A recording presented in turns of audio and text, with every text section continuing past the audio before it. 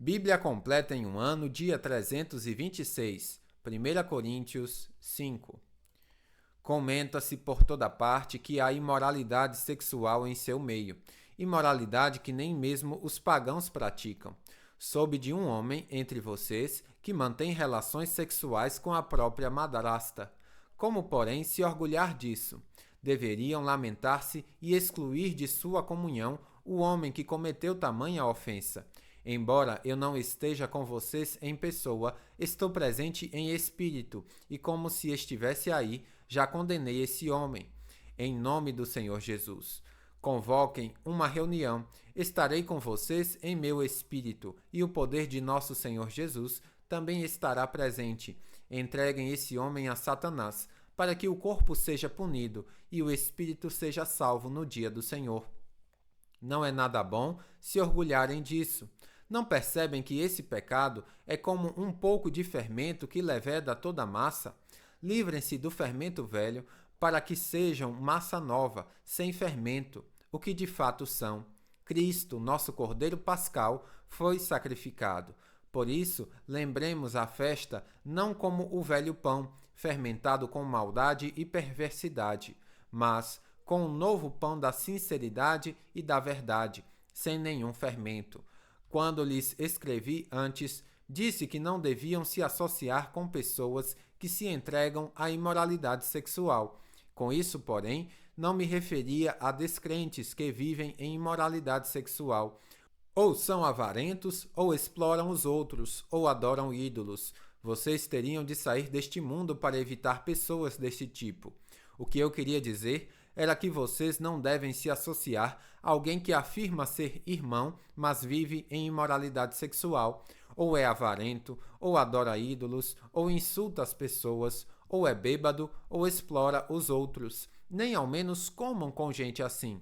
Não cabe a mim julgar os de fora, mas certamente cabe a vocês julgar os que estão dentro. Deus julgará os de fora, portanto, eliminem o mal do meio de vocês. 1 Coríntios 6.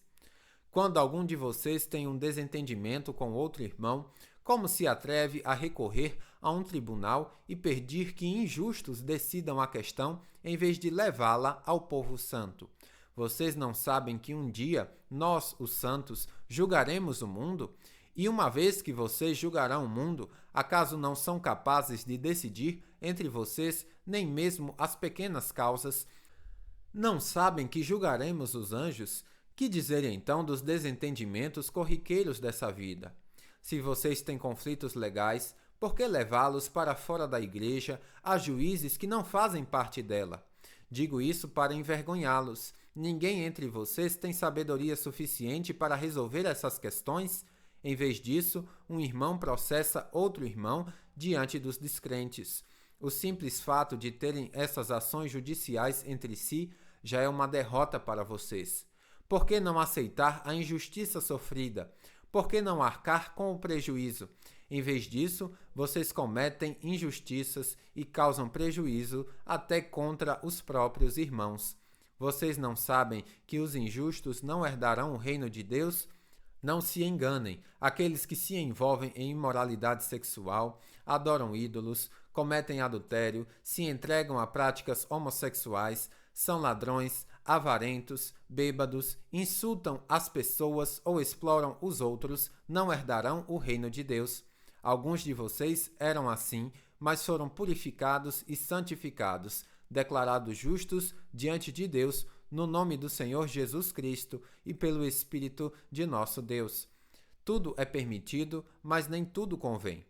Tudo me é permitido, mas não devo me tornar escravo de nada. Os alimentos foram feitos para o estômago e o estômago para os alimentos. É verdade, mas um dia Deus acabará com os dois. Vocês, contudo, não podem dizer que nosso corpo foi feito para a imoralidade sexual. Ele foi feito para o Senhor. E o relacionamento que o Senhor tem conosco inclui nosso corpo. Portanto, Deus nos ressuscitará dos mortos por seu poder, assim como ressuscitou o Senhor. Vocês não sabem que seu corpo é, na realidade, membro de Cristo?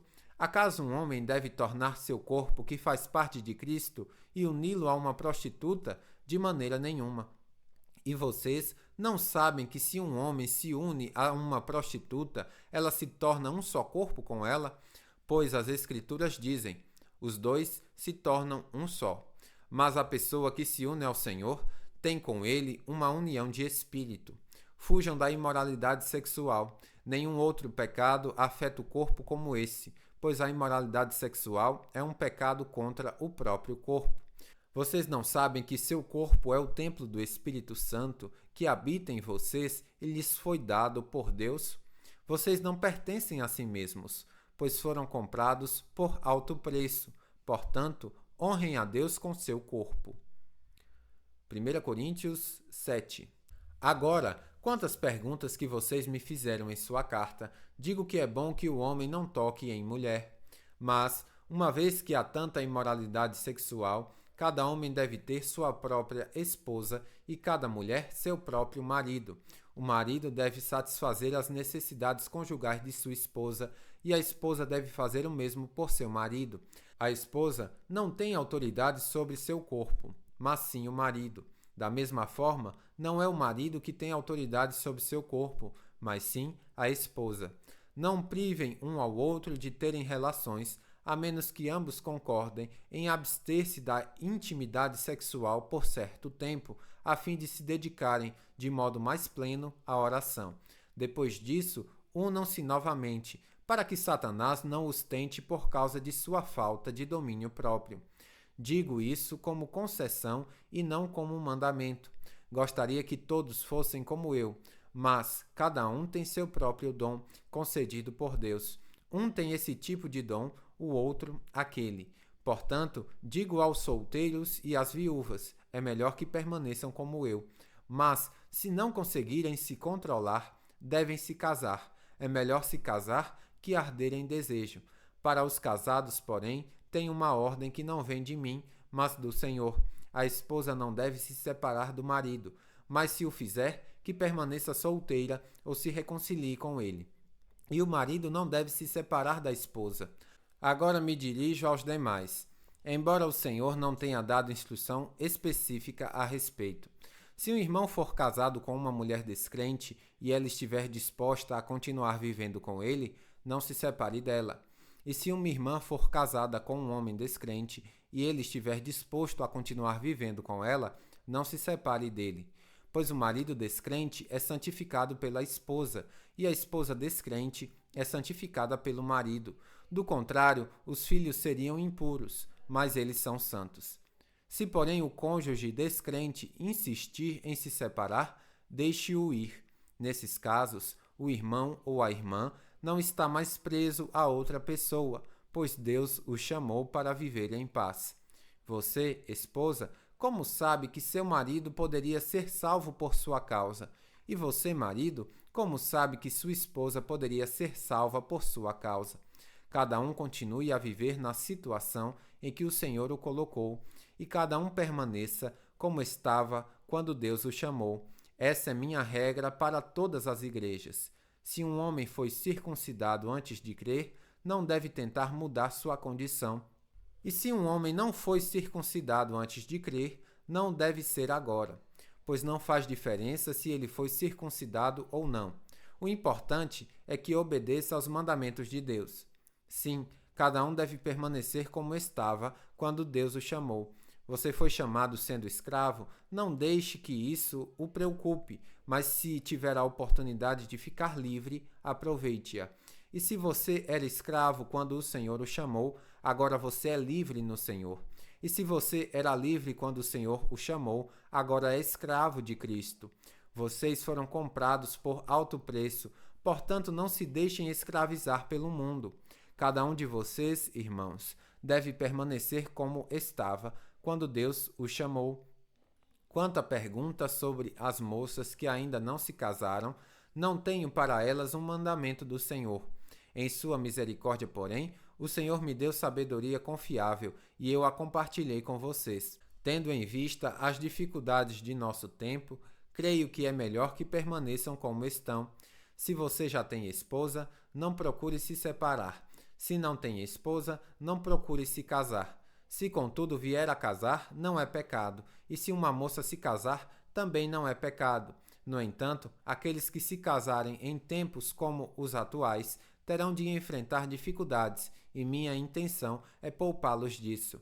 Irmãos, isto é o que quero dizer. O tempo que resta é muito curto. Portanto, de agora em diante, aqueles que têm esposa devem agir como se não fossem casados.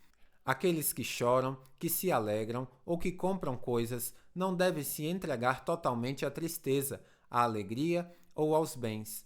Aqueles que usam as coisas deste mundo não devem se apegar a elas, pois este mundo, como o conhecemos, logo passará.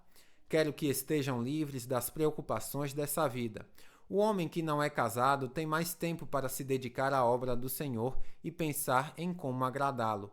Mas o homem casado precisa pensar em suas responsabilidades neste mundo e em como agradar sua esposa. Seus interesses estão divididos. Da mesma forma, a mulher que não é casada ou que nunca se casou pode se dedicar ao Senhor e ser santa de corpo e espírito, mas a mulher casada precisa pensar em suas responsabilidades aqui na terra e em como agradar seu marido. Digo isso para seu bem e não para lhes impor restrições. Quero que façam aquilo que os ajudará a servir melhor ao Senhor, com o mínimo possível de distrações.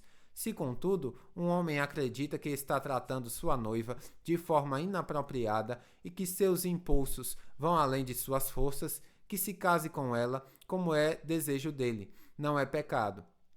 Mas, se tiver assumido um compromisso firme e não houver urgência, e se for capaz de controlar sua paixão, faz bem em não se casar. Portanto, quem se casa com sua noiva faz bem, e quem não se casa faz melhor ainda. A esposa está ligada ao marido enquanto ele viver. Se o marido morrer, ela está livre para se casar com quem quiser, desde que seja um irmão no Senhor. Em minha opinião, porém, seria melhor que ela não se casasse novamente, e creio que, ao dizer isso, lhes dou o conselho do Espírito de Deus. 1 Coríntios 8. Quanto à pergunta sobre comida sacrificada a ídolos, sabemos que todos temos conhecimento a este respeito. Contudo, o conhecimento traz orgulho, enquanto o amor fortalece. Se alguém pensa que sabe tudo sobre algo, ainda não aprendeu como deveria. Mas quem ama a Deus é conhecido por ele. Então, o que dizer quanto ao alimento oferecido a ídolos? Bem, todos nós sabemos que, na verdade, o ídolo nada vale neste mundo e que há somente um Deus. Sim, é fato que existem os que são chamados de deuses, por assim dizer, nos céus e na terra. E há pessoas que adoram muitos deuses e muitos senhores. Para nós, porém, há somente um Deus, o Pai, de quem vieram todas as coisas criadas e para quem vivemos. E há somente um Senhor, Jesus Cristo, por meio de quem todas as coisas foram criadas e por meio de quem recebemos vida. No entanto, nem todos sabem disso. Alguns estão acostumados a pensar que os ídolos são de verdade, de modo que, ao comer alimentos oferecidos a eles, imaginam que estão adorando deuses de verdade e sua consciência fraca é contaminada. Não obtemos a aprovação de Deus pelo que comemos. Não perdemos nada se não comemos, e se comemos, nada ganhamos. Contudo, tenham cuidado para que sua liberdade não leve outros de consciência mais fraca a tropeçar. Pois, se alguém vir você, que diz ter conhecimento superior, comer no templo de um ídolo, acaso não será induzido a contaminar a própria consciência ao ingerir alimentos oferecidos a ídolos? Assim, por causa do seu conhecimento superior, um irmão fraco pelo qual Cristo morreu acaba se perdendo. E quando vocês pecam contra outros irmãos, incentivando-os a fazer algo que eles consideram errado, pecam contra Cristo. Portanto, se aquilo que eu como faz um irmão pecar, nunca mais comerei carne, pois não quero fazer meu irmão tropeçar. Bíblia completa em um ano, final do dia 326.